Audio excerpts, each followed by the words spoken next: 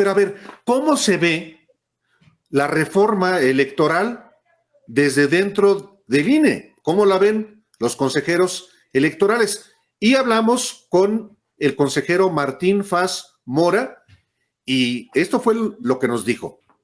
Volvemos a los periodistas en este jueves, día en que de madrugada, en la noche y en el curso de la madrugada, se aprobó la reforma electoral secundaria, la reforma electoral legal, conocida como el Plan B del presidente Andrés Manuel López Obrador. Y la víspera, los 11 consejeros electorales del Instituto Nacional Electoral emitieron un pronunciamiento advirtiendo que esta reforma podría trastocar profundamente el sistema electoral de México, que se ha construido y perfeccionado durante más de 3 décadas y que hoy garantiza a las mexicanas y los mexicanos elecciones libres y renovación de los poderes. Tenemos aquí en el espacio de los periodistas al consejero Martín Faz, a quien le damos la bienvenida el día de hoy. Muy buenas tardes, consejero. Álvaro, Alejandro, un gusto saludarles y también a su auditorio. Muchísimas gracias.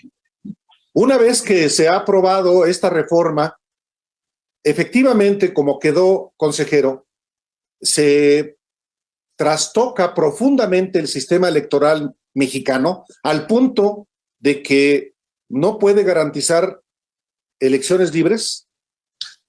Mira, sí se está modificando seriamente al Instituto Nacional Electoral, particularmente por el desmantelamiento de las juntas distritales, que son los órganos que de manera permanente están en los 300 distritos y que cuentan con un equipo de integrantes del Servicio Profesional Nacional Electoral, que son los que de manera permanente están tanto en el terreno viendo todo lo que tiene que ver con la preparación de las elecciones, como con muchas otras cosas, y en efecto sí es un golpe fuerte para la capacidad instalada del instituto, que muy probablemente haga que los estándares de calidad con los que se realizan los procesos electorales no tengan los mismos o que vaya a mermar la capacidad que tenemos. Por ejemplo, la instalación de las casillas pues tiene que ver con el hecho de que hay vocales ejecutivos de capacitación de manera permanente que son quienes coordinan a los supervisores electorales y a los capacitadores electorales, que son los que elaboran los materiales, que son los que van dando seguimiento para que se visite a todos los funcionarios o a todas las personas que pueden ser funcionarios y que se les capacite. Entonces, al desaparecer estos órganos de manera permanente, porque ya no habrá personal del Servicio Profesional Electoral, sino que tendrán que contratarse personas eventuales, no para el cargo de supervisor y CAES, esos siempre son eventuales, sino que también van a ser eventuales ahora los que dirigían a estos supervisores y a estos capacitadores. Sí creemos que los estándares de calidad con los que estábamos realizando los procesos electorales pues no van a ser los mismos y que si hay riesgos, pues no sé, que por ejemplo haya un mayor ausentismo de funcionarios de casilla el día de la jornada electoral porque no hay una suficiente coordinación. O sea, sí existen esos riesgos. Lo que me dice su respuesta es que aquellos quienes han dicho que es posible adelgazar una estructura que ha crecido, que se ha vuelto cada vez más obesa, están en un error porque son todos indispensables en esa estructura, consejero. El Servicio Profesional Nacional Electoral sí creo que es indispensable. Claro, no es el único que está ahí. En torno a ellos hay personal administrativo, hay jefes operativos, hay otros cargos también que realizan labores más de carácter técnicas, digamos, pero que siempre es a través del Servicio Profesional Electoral. Y el desmantelamiento se está dirigiendo precisamente al sector más profesionalizado. De tal manera que si la ley finalmente queda como, o se aprueba en los términos en los que está, pues tendremos que ver la forma de cómo cubrir esos espacios, pero sin duda el estándar de calidad podría bajar. ¿Por qué? Porque a los que se les está, a quienes se les está pues, prácticamente despidiendo, es a quienes se han estado capacitando de manera permanente, que llegaron incluso a su cargo por un concurso abierto, por un concurso de oposición, y que permanentemente se estaban capacitando en un programa permanente de capacitación. Significa que ahora vamos a tener que ocupar personal menos especializado, menos técnico, eventual, que no creo que tenga el mismo nivel de calidad que tiene el Servicio Profesional Electoral. Eso no quiere decir que no se pueda hacer un ejercicio de reducir el número de personas que están en las juntas distritales, pero no al nivel de lo que se está buscando ahora, que es pues prácticamente desmantelarlas. Ahora, esto, por supuesto, puede tener un efecto pernicioso para los procesos electorales. Ahora, lo que tiene que ver también con el poder, por ejemplo, del secretario ejecutivo, una figura que desaparece. ¿Usted cómo lo advierte? No desaparece propiamente el secretario ejecutivo, pero se le degrada. ¿Eso también afecta a la operación del INE? Pues mira, lo que ocurre es que es el secretario, pero sobre todo es la Junta General Ejecutiva, Álvaro, sí, que preside el secretario. Y lo que va a ocurrir ahí es que en lugar de una Junta General Ejecutiva se crea una comisión de 5 consejeros en una comisión de administración. En términos generales, la propia Constitución establece que debe de haber órganos directivos, ejecutivos y técnicos. Y lo que está ocurriendo, lo que va a ocurrir ahora es que un órgano directivo, que es una comisión de consejeros, va a tener que hacer las veces también de un órgano ejecutivo, ¿sí? No técnico, porque habrá seguramente subdirecciones o habrá cosas, ese tipo de nivel que hará, digamos, ese tipo de trabajos, pero sí, al darle a un órgano directivo funciones ejecutivas, creo que sí se va a sobrecargar el trabajo de esa comisión. Ordinariamente, hasta en una empresa ocurre, o sea, es decir, por decirlo así, por poner un ejemplo y no por hacerle publicidad a nadie, pero digamos, pues Carlos Slim está en un consejo directivo y no anda viendo pues cuántos cables o cuántas antenas hay de transmisión para sus asuntos, ¿no? Es decir, hay un órgano ejecutivo que es un administrador, dicho de esa forma, que son quienes revisan las cosas. Entonces, digamos, sí se está estresando, no en un sentido psicológico o personal de que hay pobres consejeros se van a estresar, pero sí se está estresando, digamos, en el sentido de darle una carga excesiva de responsabilidades a una comisión de carácter directivo para realizar actividades ejecutivas. Ahora, el cargo del secretario ejecutivo, pues es un cargo temporal y es un cargo que muy seguramente, pues en la llegada de una próxima presidencia, pues muy probablemente hubiese alguna propuesta de cambios. Es decir, no, ahorita está un secretario ejecutivo, pero antes estuvo otro, en fin, no es la persona en sí misma, sino es la figura y las labores que cumple. Entonces, y además, al concentrarse varias direcciones ejecutivas, ¿sí? También creo que se está creando una sobrecarga, digamos, de atribuciones en algunas direcciones ejecutivas que creo que van a implicar un ajuste que ahorita yo no estaría en condiciones de decir, pero lo vamos a ajustar de esta o de aquella forma, pero que sí va a implicar una forma, digamos, distinta de cómo se estaban realizando las cosas, sin duda, pero creo que con menores capacidades operativas en términos generales. ¿Por qué hay la sensación de que toda esta parte técnica nunca se ha potenciado en la discusión pública hasta ahora que ya es un hecho, bueno, casi un hecho esta ley, y se ha concentrado más bien en una defensa política, con argumentos políticos sobre el INE, porque en el fondo los que salieron a marchar en el 13, creo el 13 de noviembre, pues salieron en realidad convocados por la destrucción del INE.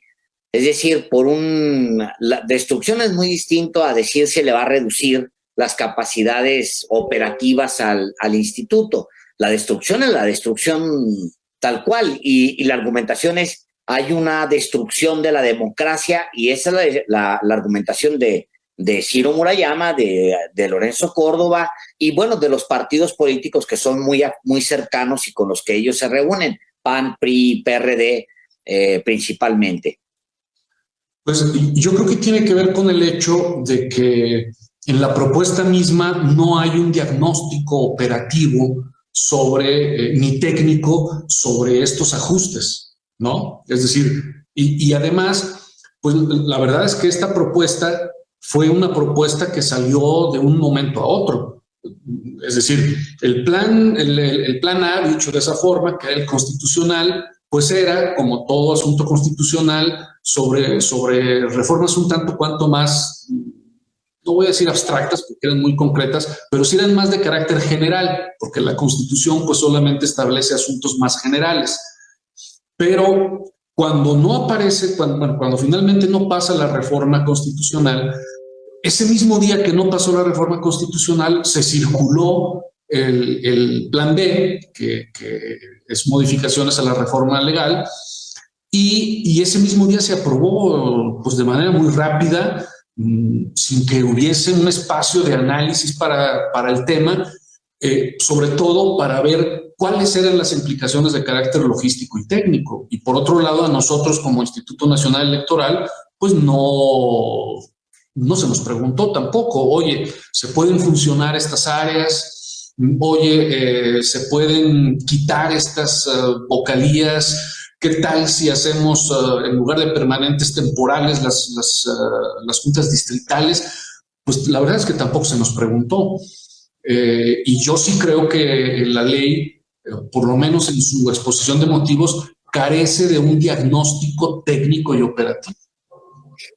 Sí, hay un principio, por supuesto, que es el de la austeridad, y que hacer más eficaz con menos recursos el Instituto Nacional Electoral. Pero yo le preguntaría, usted efectivamente, después de que ha visto lo que ya se votó en el Senado y que faltaría solamente, si lo ratifica en sus términos la Cámara de Diputados y se promulga, le pregunto si efectivamente con esta reforma se produciría un efecto regresivo en los derechos reconocidos constitucionalmente y que pueden generar incertidumbre en torno de las reglas del proceso electoral.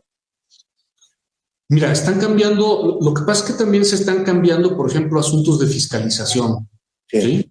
Se están modificando también asuntos que tienen que ver con los procesos sancionadores. Y en esos temas, por ejemplo, pues sí hay algunos asuntos, como por ejemplo que a los partidos políticos les vamos a tener que, por ejemplo, auxiliar. Sí, hay una regulación muy paternalista a favor de los partidos políticos, en donde, por ejemplo, a nosotros como INE se nos está dando una nueva atribución de auxiliarlos para, por ejemplo, que si viene una fecha límite para presentar un informe, nosotros vamos a tener ahora la obligación de avisarles y no tienen ellos que estar al pendiente de hacerlo. Eso va a significar una carga mayor para el área de fiscalización con menos recursos. Y en ese sentido sí hay algunos elementos que sí implican una regresión, por ejemplo, en materia fiscal, en donde se está dando más cargas, pero también otorgándole menos capacidades de sanción, por ejemplo, ¿sí? Esto implicaría que, por ejemplo, una cosa que se está diciendo es que no se va a poder sancionar a menos que haya una regla explícita dentro de una ley, cuando, por ejemplo, suceden durante las fiscalizaciones lo que se conocen como ilícitos atípicos, cosas que no están previstas en la ley, pero que al momento en que tú estás haciendo una revisión fiscal, ves algunas cosas irregulares y por lo tanto sancionas. Y esto, por ejemplo, no va a ocurrir, ¿no? No se van a poder sancionar, por ejemplo, la prohibición de aportaciones a partir de descuentos de nóminas. Eso, por ejemplo, no está prohibido en una ley, sino que cuando nos damos cuenta que se están utilizando las nóminas para transferir recursos a partidos políticos, nosotros sancionamos, ¿sí? Porque tampoco puedes en un código, en una normativa de fiscalización establecer todos los asuntos, porque hay cosas atípicas que tienes que ya cuando estás revisando la contabilidad te das cuenta que están ocurriendo cosas pues, raras.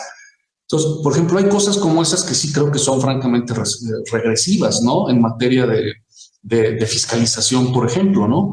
En materia de instalación de casillas, como te digo, sí vamos a batallar más para poner las casillas. Y es probable que las casillas lleguen funcionarios menos capacitados y que puedan cometer más errores, ¿sí? Y que eso pueda tener un efecto, por ejemplo, en la anulación de una elección. Siempre, si no se instala el suficiente número de casillas en un lugar, hasta en un determinado porcentaje, puede haber una anulación de casillas. Puede ocurrir que los funcionarios de casilla lleguen mucho menos capacitados de lo que llegaban ahora y eso pueda tener un efecto. O sea, es decir, tampoco yo ahorita puedo decir, no, bueno, a partir de ahora ya no va a volver a haber jamás nunca elecciones como se deben de hacer, no, pero sí nos va a costar muchísimo más trabajo hacerlas. Evidentemente que quienes nos quedamos, pues tenemos el compromiso de lograrlo, pero sí creo que nos están quitando muchos brazos y mentes y personas para lograrlo con la efectividad con la que creo que lo habíamos hecho hasta ahora, porque yo creo que también otra cosa que hay que reconocer, sí está el asunto del costo, pero yo creo que también una de las cosas que hay que reconocer es que hoy día los procesos electorales no son un problema público como lo eran hace 30 años, cuando cada elección representaba un problema. Tú lo debes recordar, Álvaro Alejandro, o sea, no había elección que no generara un conflicto postelectoral o un conflicto previo. Hoy día no. Eso ha tenido un costo, sí ha tenido un costo, pero hoy día realmente los procesos electorales no son un problema y en buena medida no son un problema porque el Sistema Nacional Electoral, con su robustez, ha logrado hacer procesos electorales en los que pues hay, digamos, incluso los resultados son aceptados por todos. Ahora, en cambio, al cortarnos esas posibilidades, pues podría ocurrir que empiece a existir una serie de falencias que pues puedan poner en riesgo algunos procesos electorales. Puede ser. Tampoco quiere decir que necesariamente vaya a ocurrir, pero sí se abre esa posibilidad. Ahora, no hubo mayor conflicto postelectoral en el 2018, pero en el del 2017 hubo. O sea, sí hubo un conflicto postelectoral. En el Estado de México hubo un reclamo muy puntual de acarreo, de utilización del aparato de Estado, etcétera, y también un reclamo al instituto de que no metió las manos para detener una elección de Estado como se planteó en su momento en el Estado de México, por poner un ejemplo. Es decir, eso sí ha permeado. La pregunta de fondo sería, consejero, si usted ve el resultado de una reforma porque se intenta deliberadamente desde el Ejecutivo socavar la democracia en México, o si se trató de una reforma que se pudo sacar así porque hay una confrontación entre el presidente del INE, tal cual decirlo así, y el presidente y la presidencia de la República o el gobierno federal, y eso no permitió una relación para sacar una mejor iniciativa, porque esas serían las dos opciones que hay aquí, que es un intento deliberado del gobierno federal para socavar a las instituciones, o, como lo dice una parte, o que simplemente hubo incapacidad de ambas partes para sentarse porque ya había una confrontación de fondo política de años atrás. Mira, yo creo que faltó un mejor diagnóstico de ambas partes respecto de qué es lo que está bien y qué es lo que está mal dentro del sistema nacional electoral. Yo creo que el diagnóstico que hay, el diagnóstico que da vida a esta reforma y que se manifiesta en la exposición de motivos, creo que no es un diagnóstico del todo ajustado a lo que realmente es, y creo que es un diagnóstico más político que técnico. ¿Sí? Faltó esa parte. Si nos fijamos en la exposición de motivos, pues de hecho entra a cuestiones más de carácter político que a asuntos de carácter técnico. ¿Sí? Y faltó también esa capacidad de otro sector de colocar sobre la mesa cuáles son esos elementos de carácter técnico, operativos, que debían de ser consensados de una manera amplia. ¿Sí? Yo creo que faltó hacer un buen diagnóstico del sistema nacional electoral con sus virtudes y con sus defectos, uno de los cuales puede ser, sí, también el tema del costo, ¿sí? Pues, puede ser, seguramente, pero creo que no faltó un diagnóstico más técnico, más operativo, incluso también hasta de corte económico, para una reforma de esta naturaleza. Y yo creo que ahí estuvo un poco el hecho de que sí hay, y eso hay que decirlo, sí hay un golpe fuerte a la estructura y a la capacidad instalada del Instituto Nacional Electoral, y eso es innegable, porque simplemente la supresión del carácter permanente de las oficinas en los 300 distritos o su reducción a la mínima, sí representan un golpe a la capacidad operativa del instituto. Pero ahí el planteamiento sí es de fondo y sí define muchas cosas. ¿Es un intento del gobierno federal de darle un golpe a la democracia a partir de esta decisión y de esta iniciativa? ¿O fue una incapacidad de ambas partes para sentarse a ver los detalles técnicos de algo que funcionara? Yo creo que es más lo segundo, aunque también veo cierto,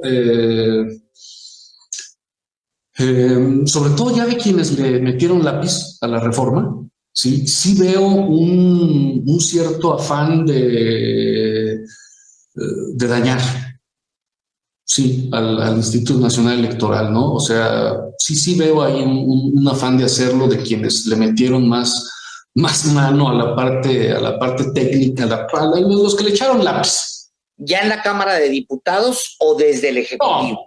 No, en la Cámara de Diputados. No, la Cámara de Diputados no le echó mano a nada. Ay, ¿cómo no? Agregó un montón de cosas. Por ejemplo, salvavidas para los partidos enanos.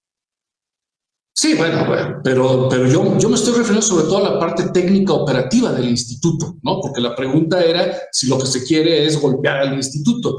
Y yo sí veo un ánimo de ensañamiento hacia algunas cosas del instituto. La verdad, sí veo un ánimo ahí. La verdad, sí lo veo, ¿no? Hay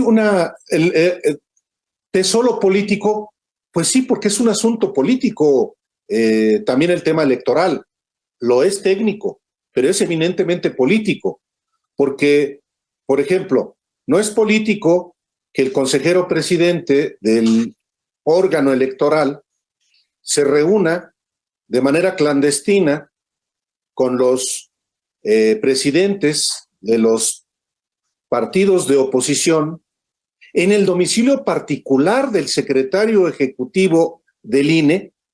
No eso contraviene, consejero Martín Faz, el artículo 41 constitucional, que pues hace que los servidores públicos, como usted, como Lorenzo Córdoba y como el secretario ejecutivo Edmundo Jacobo, se apeguen a los principios constitucionales de independencia, de autonomía, de objetividad y de máxima publicidad, pues ese es parte del problema político. ¿O usted también asistió a esa reunión?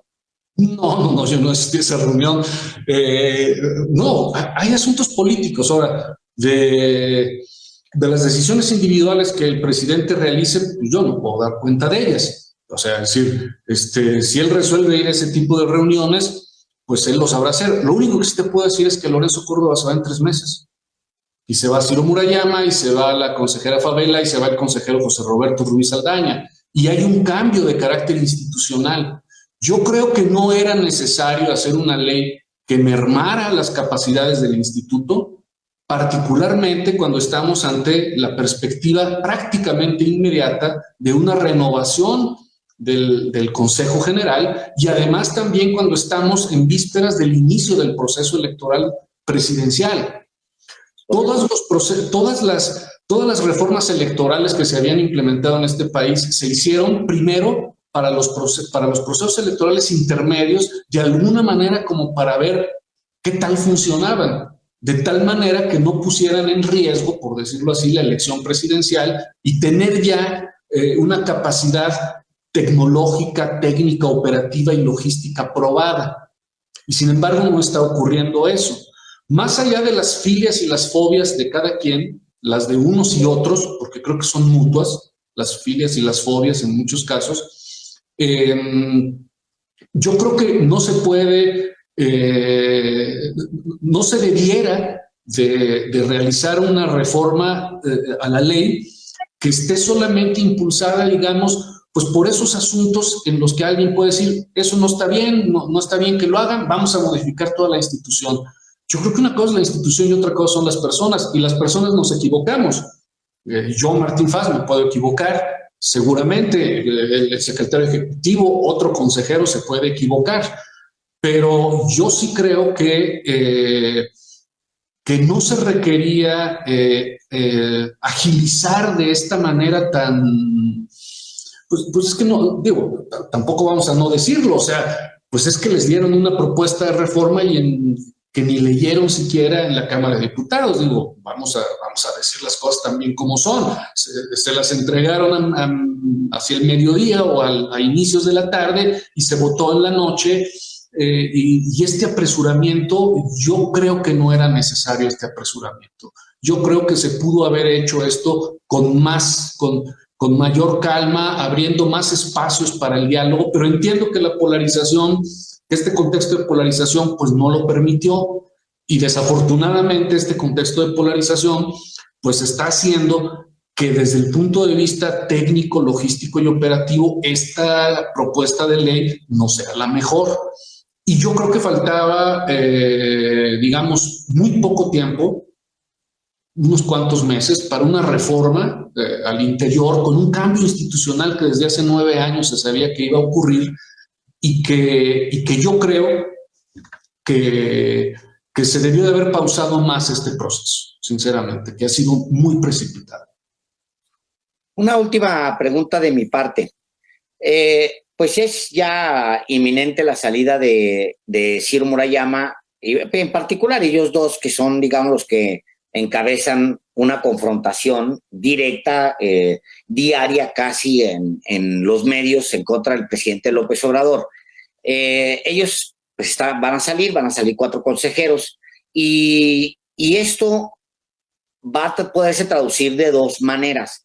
Una manera es una oportunidad para poder llevar a cabo los cambios que plantea esta iniciativa con mayor suavidad y poder tener un ánimo para resolver, que eso es importante, porque al final todas las empresas en el mundo, regresando al mismo ejemplo que usted ponía, todos los gobiernos del mundo en algún momento entran en austeridad, sea por crisis económicas externas, por golpes internos, etcétera, pero llegan siempre a un momento en su vida en que les toca esto de agarrar y recortar.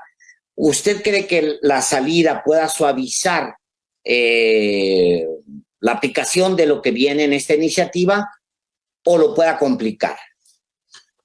A ver, mira, los que nos quedamos, que pues yo soy de los que se quedan, lo que sí te puedo decir es que habrá un compromiso, al menos el mío, y yo también sé que habrá de parte de mis compañeros, de que en los términos y en el marco en que esta ley nos lo permita, pero asumiendo que sí hay pues digamos, un golpe hacia el instituto en el sentido de un golpe a su capacidad operativa, ¿sí? Sin embargo, nosotros vamos a hacer todo el esfuerzo y la reestructuración en los términos en los que la ley lo señala para que los procesos electorales se sigan realizando conforme lo señala la Constitución, es decir, con certeza, con imparcialidad, con objetividad, con transparencia, con eficacia, ¿sí? Nosotros es nuestro compromiso. Creo que sí nos va a implicar un replanteamiento de distinta naturaleza de cómo se hacían las cosas y que sí va a implicar un mayor estrés, pero vuelvo a lo mismo, no es estrés personal o individual, ¿no? Sino un estrés de carácter institucional, porque vamos a tener que exigir con menores recursos, exigir mucho a quienes se quedan en condiciones un poco pues más adversas. Sin embargo, nosotros vamos a hacer todo nuestro compromiso para que la ciudadanía siga encontrando sus casillas con el material electoral, con funcionarios capacitados y que se puedan realizar los procesos electorales. Es decir, porque si no, pues entonces ya mejor, pues ahorita presentamos la renuncia y ya nos vemos, ¿no? O sea, decir, al menos no es la perspectiva de quienes nos quedamos, pero sí hay que reconocerlo. En los términos en los que la ley se está poniendo, sí hay un desmantelamiento de carácter operativo que va a implicar nuevas formas de hacer las cosas, pero no necesariamente esas nuevas formas podrán asegurar algunos de los estándares que hasta ahorita teníamos, ¿no? Ahora, nosotros haremos todo lo posible por ello. Sí. Una última pregunta de mi parte también, Martín Faz, consejero electoral. ¿Usted tuvo conocimiento o ha tenido conocimiento de esas reuniones clandestinas de Lorenzo Córdoba, del secretario ejecutivo, con los partidos de oposición fuera del marco institucional? No. ¿Y usted cree que es correcto, conforme al mandato del artículo 41 constitucional, los principios rectores para la actividad electoral a los servidores públicos del INE, de hacer este tipo de actividades secretas? ¿Es correcto? Yo creo que un árbitro tiene que ser muy prudente. Yo, por ejemplo, siempre que me buscan, porque bueno, yo también platico con la gente del PAN, del Morena, del Movimiento Ciudadano, del PT, o sea, me buscan y siempre pues, lo hago dentro de los términos de, pues vamos a mi oficina, me hago acompañar de gente de mi oficina, pues porque lo que tratan conmigo pues son asuntos de carácter técnico, ¿no? Por ejemplo, en materia de fiscalización, en muchas ocasiones los partidos traen algún asunto que dicen, oiga, es que me van a sancionar por esto y yo creo que no porque yo entregué esto y dicen, bueno, pues los escuchas, me hago acompañar de mi equipo de fiscalización pues, para que mi equipo de fiscalización me ayude a ver el problema y podamos en un momento atenderlo. Y en ocasiones, pues, hay coincidencias, ¿verdad?, con lo que dicen los partidos y en ocasiones, pues, ¿sabes qué? No es. Pero, digamos, yo es así como lo hago, ¿verdad? Yo puedo entender que haya algún tipo de reuniones, del tipo, por ejemplo, que en alguna ocasión algún presidente de un partido político te puedas ver con él. Y hay fotos de Mario Delgado con Lorenzo Córdoba también, claro, en algunos lugares, y no, es decir, puedo entender que hay ese tipo de reuniones y yo creo que son reuniones, pues, permisibles. Ahora, participar en algún tipo de estrategia de alguna otra naturaleza, pues yo creo que eso es bien distinto, ¿no? Yo creo que eso es bien distinto. Yo de esa reunión, como me lo has preguntado, pues no, yo no me enteré de esa reunión, desde luego no asistí, desde luego no fui invitado, ¿no? Pero bueno, yo creo que ahí también, pues cada quien pues debe dar respuesta de las conductas que realiza en un momento dado. Muchísimas gracias, consejero Martín Faz. y pues vamos a seguir platicando seguramente, porque ya una vez que se consuma, si es que esto ocurre, esta reforma, pues ya platicaremos la implementación, porque además comienza el proceso para la elección de los 4 nuevos consejeros electorales, incluyendo al presidente. Afortunadamente, porque luego ya ves que había por ahí una idea que decían que no los querían nombrar y que sí íbamos a quedarnos nada más 7. No, qué bueno. Yo nunca pensé que fuera a ocurrir eso. Por fortuna ya está la convocatoria y en la propia convocatoria se establece que si no se llega a un acuerdo en la Cámara de Diputados, la Suprema Corte de Justicia lo puede resolver mediante insaculación. Entonces, yo creo que eso es un buen mensaje y qué bueno que esté echado a andar ese procedimiento. Pues que se anoten todos y todas los que consideren que tienen condiciones para llegar ahí. Así es. La convocatoria es abierta. Muchísimas gracias, consejero. A ustedes, y un gusto saludarles de nueva cuenta, Álvaro y Alejandro. Hasta luego. Gracias.